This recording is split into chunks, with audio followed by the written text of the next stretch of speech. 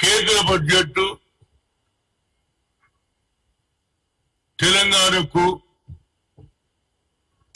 After bifurcation తర్వాత ఇచ్చిన హామీలు కానీ తర్వాత రేవంత్ రెడ్డి గారు 2-3 సార్లు ప్రధానమంత్రిని మంత్రులను కలిసి మూసీ రివర్ ప్రక్షాళన గాని అదేవిధంగా తెలంగాణ జిల్లాలలో వెనుకబడిన జిల్లాలకు న్యాయం జరగాలని చెప్పినా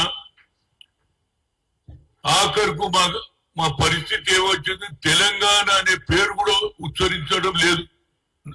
అంటే నరేంద్ర మోడీ ఎంత కక్ష సాధింపు చేస్తుందో దీంతో అర్థమవుతుంది. ఆయన కుర్చీ గురించి రాహుల్ గాంధీ కరెక్ట్ చెప్పాడు. కుర్చీ బచావ్ బడ్జెట్.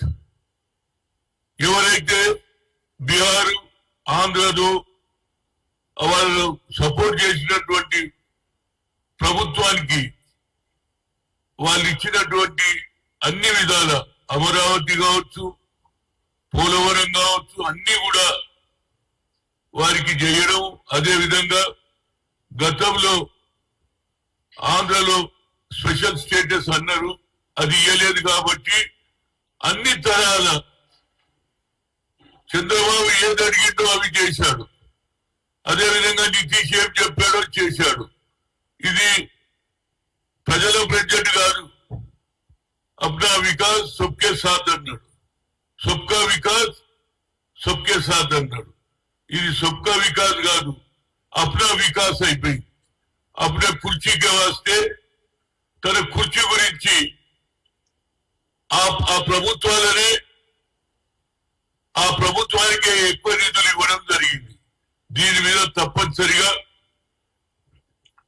పార్లమెంట్ లో మనకు 240 మాకు 90 సీట్లు వచ్చినా ఇండియా అలయన్స్ కు 240 వచ్చినాయి.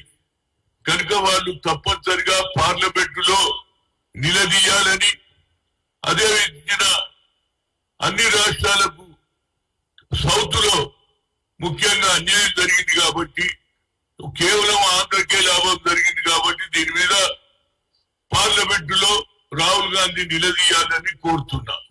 ఇది పేదవాళ్ళ గురించి బడ్జెట్ కాదు, ఏదో కంటు తుడుపుగా బడ్జెట్ అయింది. అందులో తెలంగాణకు తీరని అన్యాయం జరిగింది.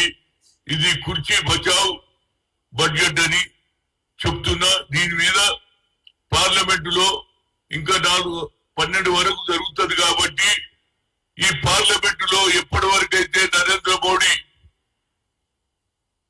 తప్పనిసరిగా దిగి రావాలి, పార్లమెంట్ లో నిలదీయాలి.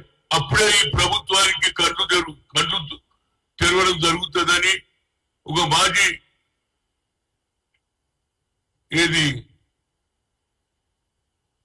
పార్లమెంట్ మెంబర్స్ గా ఓబీసీ ఎంపీస్ కన్వీనర్ గా కోరుతున్నా.